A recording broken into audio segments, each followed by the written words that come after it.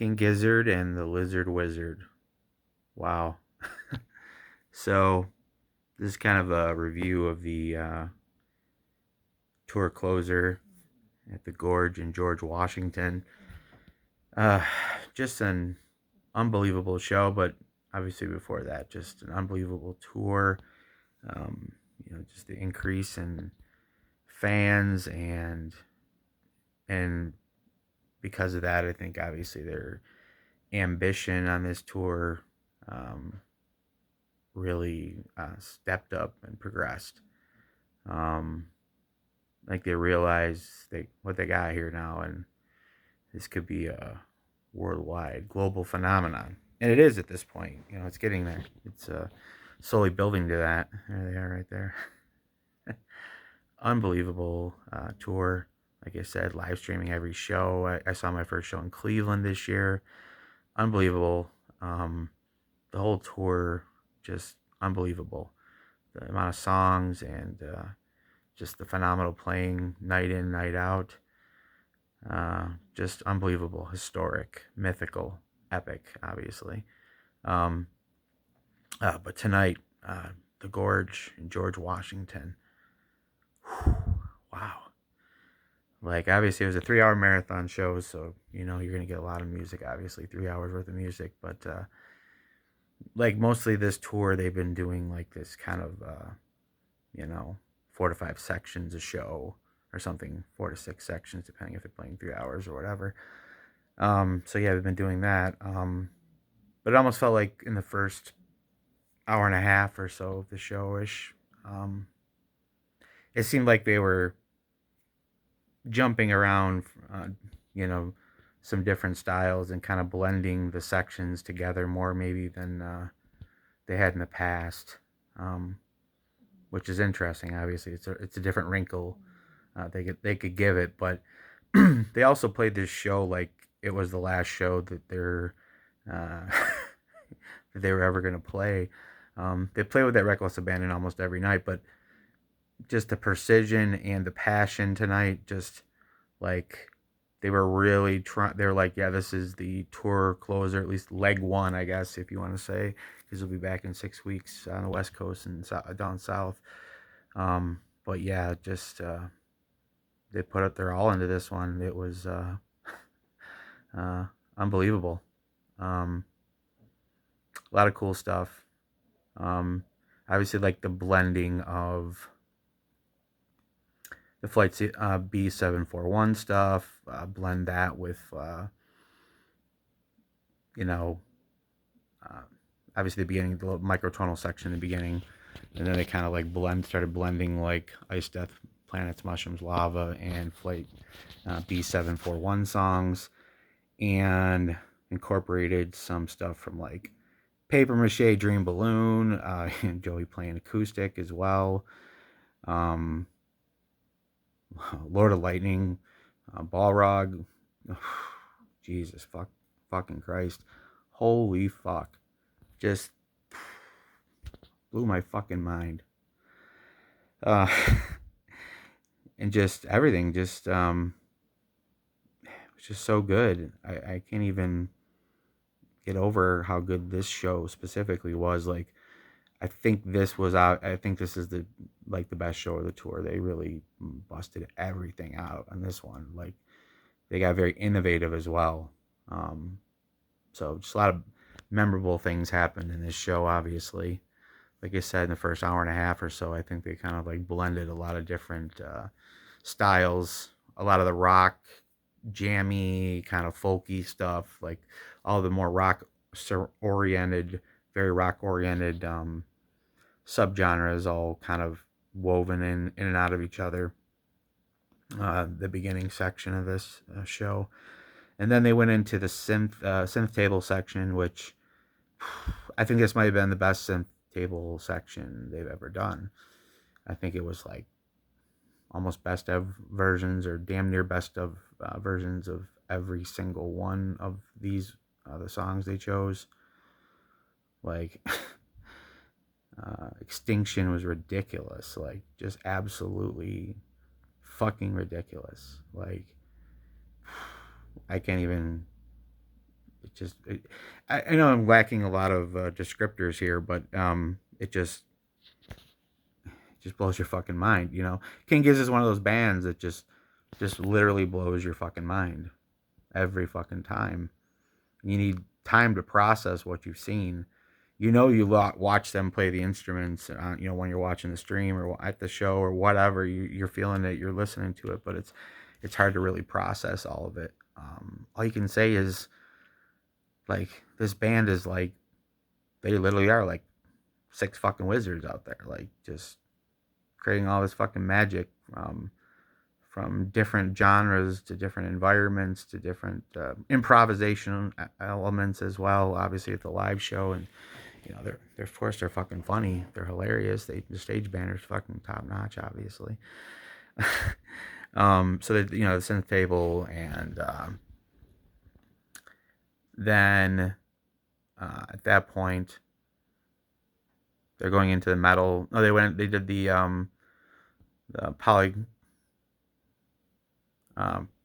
Polygonland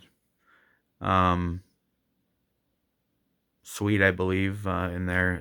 That was phenomenal, of course. They always live. That's very satisfying suite, obviously.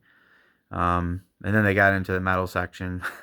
Of course, one song in, they break the barrier gets broken, and of course, obviously that's a bad thing, but like, they're so cool, and the fans are so cool that they made it work. Did what they could do. It's funny that I was thinking, well, all they can really do is jump up and down at this point. They can't really move forward at all, because that would be bad. And literally, like 5 seconds after I thought that, they said that from the stage. They're all just, you just got to jump up and down, vertically. You know, the old UK, British, UK pogo, you know, thing. I was like, what the fuck? But it worked. You know, that's what you needed, obviously. So their command of the stage, command of the fans' willingness to, you know, listen, obviously, like, hey, you know, that's what just shows you that the King Gizzard fandom is top notch. I've been saying for a while now, or I've heard other people say this as well, but it's kind of like the uniting of the tribes in our modern times. All the Weirdo Swarm, or so to speak, is the uniting of the weirdo tribes. It's like all the different cool people who like different types of music, but we all agree on King Giz, you know. So it worked out, and you know, they closed it out with a metal section. Obviously had to try to keep the barrier up the whole time. I had to tell people to step back a couple of times, but killed the flow a little bit, I guess. But at the same time, they recovered so well from it. Like, it's still gonna rank as probably, in my eyes, maybe the best show of this tour. But most people would probably at least say top 3 to 5 at this point. You know, it was that good. So yeah, and then they obviously had the metal section at the end, and they ripped it up, of course. You know, Chain of Being, Gaia, you know, a few other ones, but yeah, it was unbelievable. Of course, some of the funny moments, Ambi riding on the boat across the crowd, but he was trying to get to up by the soundboard, but he only got like 10 feet. Apparently people in front were tired or something, or you know, they couldn't have much strength, so they couldn't get him further up the crowd. So he just kind of quit. He almost fell out of the boat. Fuck. Yeah, it was really. I was laughing my ass off. Actually, it was pretty funny. But obviously they recovered fine. It was not a big deal. It was just funny moment. And what was the other one? Oh yeah, Joey called his mom. Video chat called his mom during the show. Said hi or whatever. She told her to say hi to the fans. It was a great moment, you know, like very heartwarming, wholesome moment. Of course, that's the great thing about Giz. Like, it's crazy and it's wild, but at the same time, it's oddly wholesome as well. So I don't know, and that's another thing that makes this band so awesome. Obviously, is that they offer that. You know, it's a very unique combination of things that they offer as a band. So yeah, it was a phenomenal show, 3 hour marathon show. Like I said, a lot of innovation, a lot of cool shit happened. Um, a lot of rarities. Did hog calling contest that was particularly um, memorable. I think the only second one they've done, and it was very memorable. One of the better low risks, like almost best of versions of a lot of songs, are damn near close, damn pretty close. They were just on fire the whole show, absolutely on fire. They're always on fire, but holy, like they were really on fire, and it was very innovative. Like I said, they at least it felt like they put a lot of thought into this set list, because it was the last one for a while, and I think they said it might have been their biggest crowd as by themselves. So yeah, it was epic. The Gorge, George Washington, man, King Gizzard and the Lizard Wizard, man, the best and most interesting band in the world at this point. Um, I'm absolutely fucking over the moon about these fucking guys. These fucking guys, fucking crazy motherfuckers right there. Yeah, this is a band for people that love music. If you really love music, yeah, this is KGL Dub, man. This is the band for you. I'm telling you. Can't wait for 6 weeks from now when they come back. Um, but yeah, I mean, we're watching history right now, and I harken back to a YouTube comment I saw randomly on some video, maybe for one of the KEXP shows on YouTube. Somebody said, I want to grow old and read books about this band." Yeah, yeah, exactly.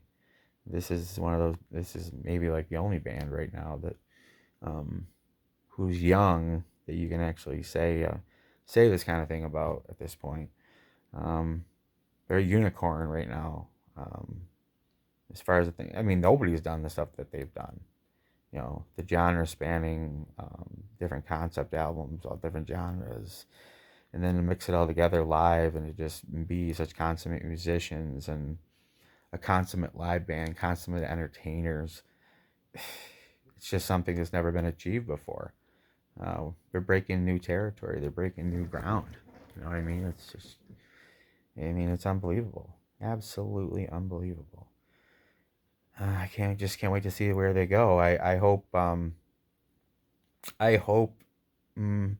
my hope is if, like, who knows? I think they might come out with another album that's going to be rock oriented. Just based on some of the interviews I've heard, I think they've got another one in the can, maybe, that they're going to release. It's because it has like a companion piece, maybe somewhat, to B Flight 741. Um, I don't know. So I think Stu was sounded pretty excited about it when I was reading. I think it was him who said in an interview. So that's interesting. But I think beyond that, I would really I'd like to see them do like an all-out funk album. They've gotten a little funky here and there, you know, dip their toes in some funky shit, obviously. Um, but to do a full-on funk album, I think that'd be pretty tight. Um, I mean, maybe even like a 30-minute, like, quick, I don't know, retro punk rock record or something like that, maybe too, would be pretty sweet. Just to see where that would go. Why not? You know, obviously a hip hop album. You know, I think, we all want to see that. But yeah, those are probably my top three, though, as far as different concept albums I'd like to see, or things I'd like to see them incorporate into their ever expanding sound. Um, but yeah, peace, love, King Giz. Um, we'll see y'all in like 6 weeks. Peace.